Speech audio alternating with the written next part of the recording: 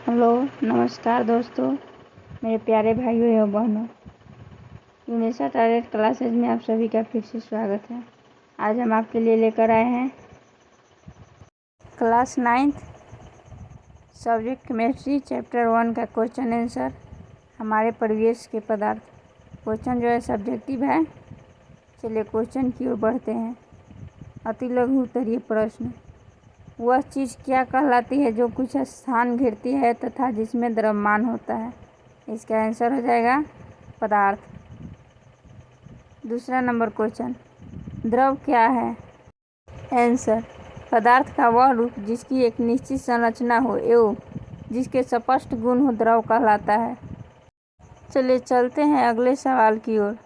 आपका अगला सवाल है क्वेश्चन नंबर 3। क्या चीनी एक द्रव है? आंसर, जी हाँ, चीनी एक द्रव है। चौथा नंबर, पदार्थ की विभिन्न अवस्थाओं के नाम लिखें। इसका आंसर हो जाएगा ठोस, द्रव और गैस। पांचवा नंबर, पदार्थ द्वारा अधिकृत स्थान क्या कहलाता है? आंसर, आयतन। चलिए next question 6 number, 10 degree Celsius पर जल की भौतिक अवस्था क्या होती है? इसका आंसर है द्रव। चलिए बढ़ते हैं अगले क्वेश्चन की ओर। अंतरा अणुक स्थान से आप क्या समझते हैं? आंसर, पदार्थ अत्यंत छोटे छोटे कणों से बने होते हैं। इन कणों के मध्य रिक्त स्थान को अंतरा अणुक स्थान कहलाता है। 8वां नंबर, अंतरा अणुक आकर्षण बल क्या है? आंसर, पदार्थ अत्यंत छोटे छोटे सूक्ष्म कणों के बने होते हैं। इन कणों के बीच एक प्रकार का आकर्षण बल कार्य करता है, उसी को अंतरा अणुक बल कहते हैं। चलिए अगला सवाल आपका स्क्रीन पे आ चुका है 9 नंबर, ठोस पदार्थ में बहाव क्यों नहीं होता? इसका आंसर हो जाएगा ठोस पदार्थ के कण इतने मजबूत होते हैं कि अपनी मजबूती से परस्पर बंधे रहते हैं।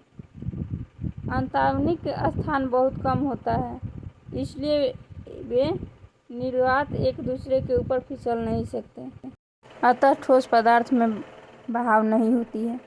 10 नंबर, ठोस पदार्थ पर ऊष्मा का क्या प्रभाव पड़ता है?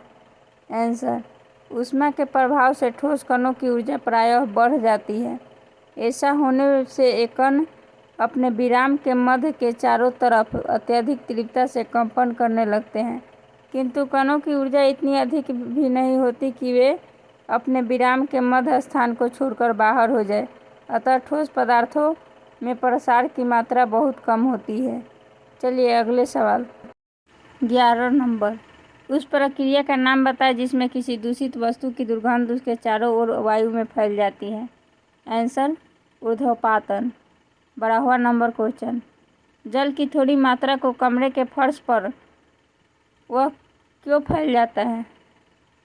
इसका आंसर हो जाता है क्योंकि जल एक द्रव है। द्रव पदार्थों में बहने की प्रवृत्ति पाई जाती है, इसी कारण से जल की थोड़ी मात्रा को कमरे के फर्श पर गिरा देने पर फैल जाता है। चलिए अगला सवाल 13 नंबर, 10 डिग्री सेल्सियस और 25 डिग्री सेल्सियस में किस ताप पर जल का वाष्पन अधिक होता है? आंसर, 25 डिग्री सेल्सियस पर जल का वाष्पन अधिक होता है क्योंकि 25 डिग्री सेल्सियस गर्म होता है। चलिए 14 नंबर क्वेश्चन, किसी द्रव के क्वथनांक पर वायु के दाब का क्या प्रभाव पड़ता है? आंसर, द्रव का क्वथनांक वायुमंडल के दाब पर निर्भर करता है। वायुमंडल का दाब अधिक रहने पर द्रव का क्वथनांक भी बढ़ जाता है। इसके विपरीत वायुमंडल दाब कम रहने पर द्रव का क्वथनांक भी कम हो जाता है। जब हम वायु में ऊपर जाते हैं तो वायुमंडल का दाब कम होने लगता है, जिससे कि द्रव का क्वथनांक भी कम हो जाता है। चलिए अगला सवाल आपका 15 नंबर, समान दाब पर एक पदार्थ का क्वथनांक कमरे के ताप से कम है, बताएं कि पदार्थ की भौतिक अवस्था क्या है? आंसर, द्रव। 16 नंबर, किसी ठोस के द्रव्यमान की परिभाषा लिखें। इसका आंसर है ठोस पदार्थ के द्रव्यमान प्रायः उच्च होते हैं। चलिए अगला सवाल 17 नंबर,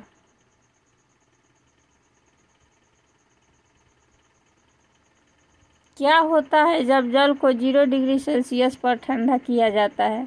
आंसर, जब जल को 0 डिग्री सेल्सियस पर ठंडा किया जाता है तो वह बर्फ का रूप ले लेता है। 18वां नंबर, गैस को ठंडा करने पर क्या होता है? आंसर, जब गैस को ठंडा किया जाता है तो उसकी कणों की ऊर्जा कम हो जाती है, जिससे कणों का गमन धीमा हो जाता है और वे एक दूसरे के निकट आ जाते हैं।